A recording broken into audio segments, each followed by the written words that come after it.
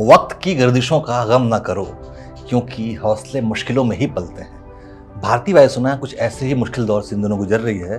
वायु लड़ाकू विमानों की कमी चिंता का कारण बनती जा रही है। इसको देखते हुए इंडियन एयरफोर्स ने रक्षा मंत्रालय को भारत में ही राफेल विमान तैयार करने संबंधित एक विशेष प्रस्ताव भेजा है।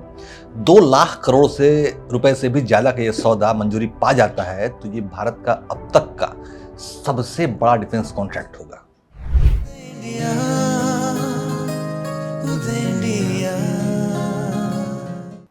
नमस्कार, इंडिया डेस्क में स्वागत है आपका। मैं हूं अंशुमान आनंद। भारतीय वायुसेना को फ्रांस से मिले राफेल विमानों ने अपनी क्षमता जो थी वो ऑपरेशन सिंदूर के दौरान साबित कर दी थी और अब भारतीय वायुसेना ने रक्षा मंत्रालय मिनिस्ट्री ऑफ डिफेंस को 114 राफेल लड़ाकू विमानों को भारत में ही बनाने के बारे में एक प्रस्ताव सौंपा है। खास बात यह है कि फ्रांस में बने इन विमानों को मेक इन इंडिया के तहत भारतीय जमीन पर ही बनाने की तैयारी की जा रही है।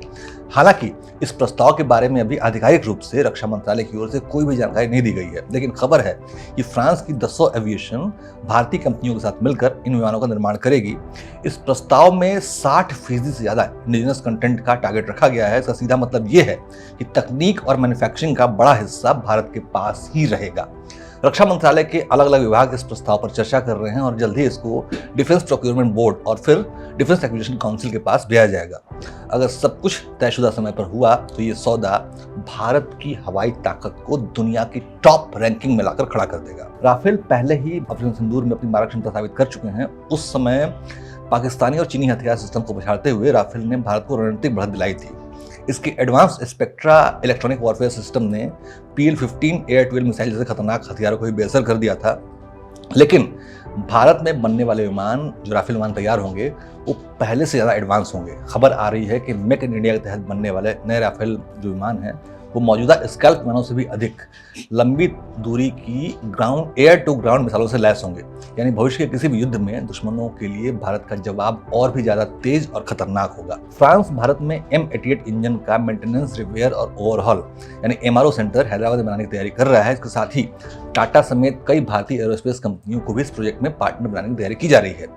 अगर ये डील सफल होती है तो उसके बाद भारतीय वायुसेना के पास कुल 176 राफेल विमान हो जाएंगे। इसमें से पहले से मौजूद 36 राफेल, नौसेना के लिए ऑर्डर किए गए 26 राफेल मरीन और अब ये 114 नए विमानों का बेड़ा शामिल होगा।